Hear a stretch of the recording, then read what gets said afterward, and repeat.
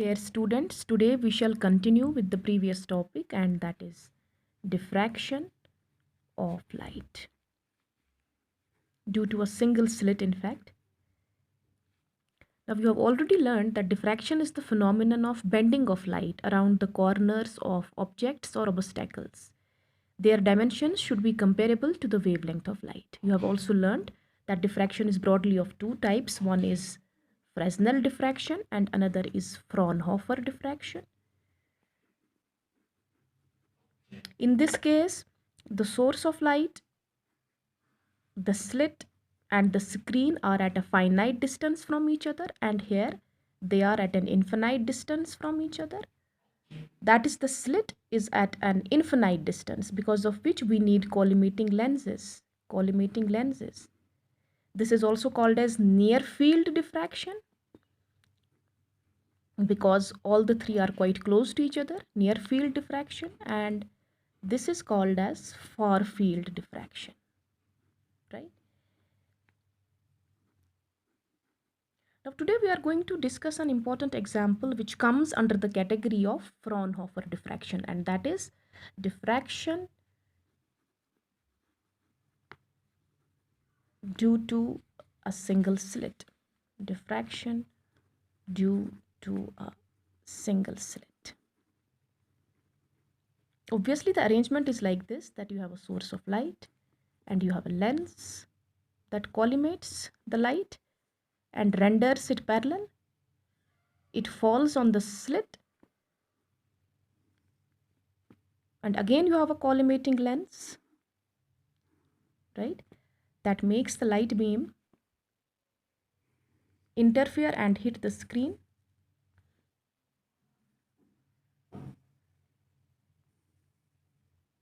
Now, in order to avoid the complications of the diagram, let us proceed simply as this way. This is the light source, this is the slit, and here you have the screen, right? So what happens is that all the rays of light that go straight and meet at the center, obviously they will be producing a constructive interference. Even if the light bends this way and this way, yet you can see that their path lengths are equal. Therefore, their path difference is 0. And whenever the path difference is 0, the interference is constructive and you get a bright spot. Now, when the light hits this slit, a part of it passes straight and a part of it undergoes diffraction. That is, it bends. Now, this bending can happen on either side. It happens on either side. It can bend this way, it can also bend this way. Similarly, here it can bend this way and it can also bend this way, right? Now let us choose two rays at a point in the upper plane, say point P, right? There's a ray of light which strikes it here and another ray that passes from this edge and meets it here. We are basically interested in these two rays. Similarly, we can repeat this kind of pattern for the lower portion of the screen, right? Now suppose the width of the slit is A, right? Now, what is the path difference between these two rays? Let us name the width, this slit, as AB, and its width is A. We know this is the ray AP and this is the ray BP, right? What is the extra path traveled? Obviously, we always draw a perpendicular. So this much path, that is BN, is the extra path covered by this ray, which is the longer ray than AP, right? So suppose this angle is theta, right? So what is sine theta equal to? Sine theta is perpendicular, that is Bn, by hypotenuse, that is A. So this Bn, that is the path difference, is equal to A sine theta, right? Now, if you recall that in case of interference, you have learned, in case of interference, you have learned that the conditions for constructive and destructive patterns are, if path difference is equal to n lambda, this is the condition for constructive interference. And if path difference is equal to 2n plus 1 lambda by 2, this is the condition for destructive interference. Here the conditions are reverse. and I shall let you know in a while why this is so, right? So before that, let us do certain calculations. So we understand that this a sine theta is equal to n lambda is the condition for minima. And consequently, a sine theta is equal to 2n plus 1 lambda by 2 is the condition for maxima. Right? Now, how do we understand that? See, for that you need to realize what is the difference between interference and diffraction. And what is that? If you recall that in case of interference and diffraction, interference happens due to superposition of light waves coming from two different sources,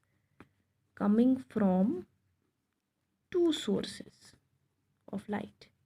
For example, if you recall the Young's double slit experiment, these are two sources that are illuminated, of course, by the same source, but light wave is coming from this and light wave is coming from this. So you have interference on account of light waves which are coming from two sources. But what do you observe in case of diffraction? That interference happens because of the light. So this diffraction happens because of superposition of light waves coming from different parts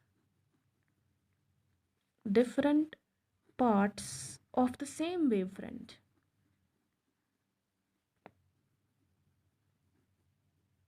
Remember, you don't have two different sources here. You have only one slit, only one source. So interference is taking part from different points of the same wavefront. Right? Now, if you go to the original diagram, that is this, right? If a wavelength lambda has hit this slit, you are basically comparing the upper and the lower portion, right? If you find what is the path difference between any two rays that hit a point from the center and from the edge, obviously you can understand that this lambda gets divided into lambda by 2 and lambda by 2. So we will not be discussing the path difference in terms of lambda, but in terms of lambda by 2 for constructive interference. And that is why conditions are getting reversed. Understand that. Number one. Number two, you have to also understand that in case of Young's double slit experiment, the width of the slit is quite narrow. Maybe it is letting in only one wave. But here you should realize that in case of diffraction, the width of the slit is quite broad. So it is not letting in just one wave, but many waves. And those waves travel in the form of wavefronts. And every point on the wavefront is a fresh source of new disturbance, as already learned in the Huygens principle. Therefore, in the case of diffraction, we are basically interested in minima only and not in maxima. And why is that? Why is it so? Let us again realize that.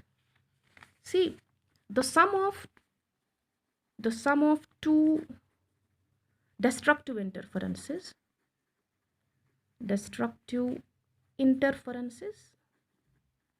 is equal to destructive. But I want to ask you a question. What do you say about sum of two constructive interferences?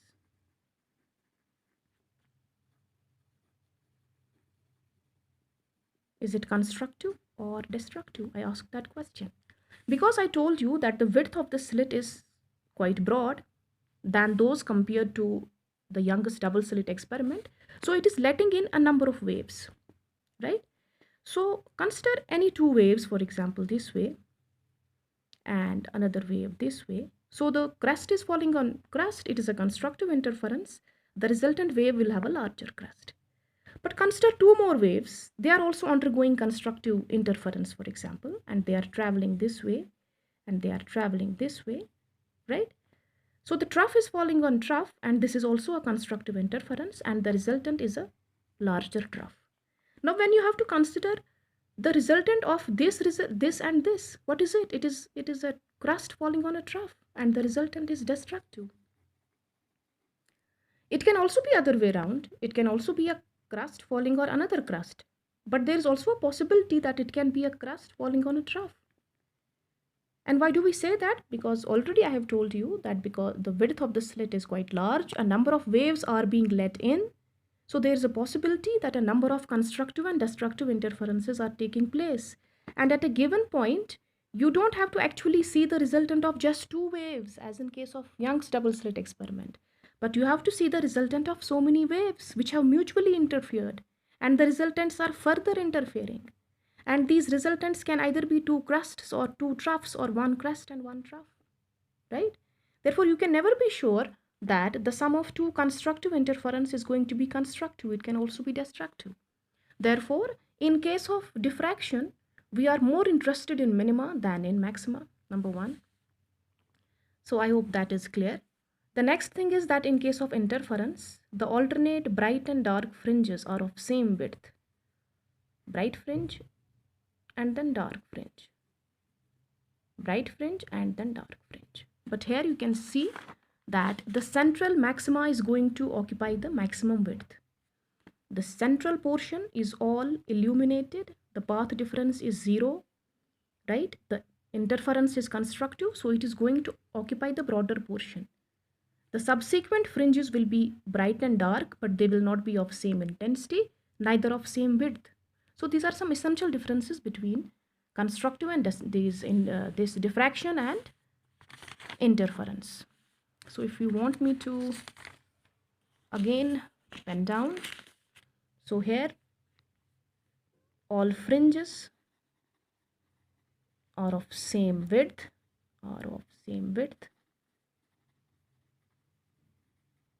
So here the fringes are not of same width.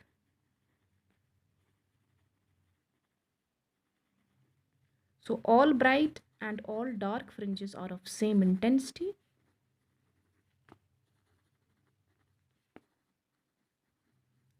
Same intensity. But here the intensity is different.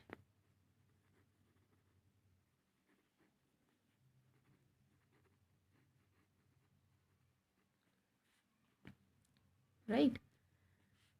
So if you have to also distinguish between the two by means of a graph, so you can say that if this is the pattern in interference, obviously the graph will be like this: maxima, minima, maxima, minima, maxima, minima, maxima, minima. All peaks will be of same height.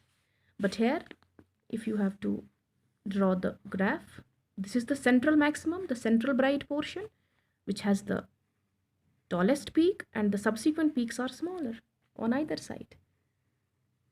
Actually, why do we extend this diagram, this peak on both sides? Because we know that the screen has been divided into two parts: the central portion, which is maxima, bright portion, and you have an upper portion and a lower portion, corresponding to which the graph is like this on one side of the screen, on another side of the screen, and the central maxima. Right? Now let us go back to this original calculation, that is sine theta is equal to a sine theta is equal to n lambda, and let us carry forward this calculation. This a sine theta is equal to n lambda. Now for first order spectrum, n is equal to 1 and sine theta is equal to lambda by a. If theta is small, then theta is equal to lambda by a. If you again go to the diagram, you can also find tan theta. Tan theta. Suppose this distance of point P from the central point O is x, and d is the distance of the screen from the slit, then you can say that this tan theta, is equal to x by d. If theta is small, then tan theta equal to theta, that is x by d. And you can equate the two, that is lambda by a is equal to x by d. So x is how much? Lambda d by a, right? Now we also assume that this convex lens is quite close to the slit. Therefore, we can make a rough approximation that the focal length of this lens is the same as the distance of the screen from the slit, because we have placed this quite close to this, right? So you can make this approximation that we put d equal to f, because we believe that we have put this convex lens quite close to the slit, because of which the focal length of the convex lens is the same thing as the distance of the screen from the slit. So from this you get x is equal to lambda f by a. Since we are talking about the width of the central maxima, it is on both sides, x and x, so it is 2x. So that is 2 lambda f by a, right? I think that covers all important points about diffraction due to a single slit and the essential points of difference between diffraction and interference. I hope that's clear.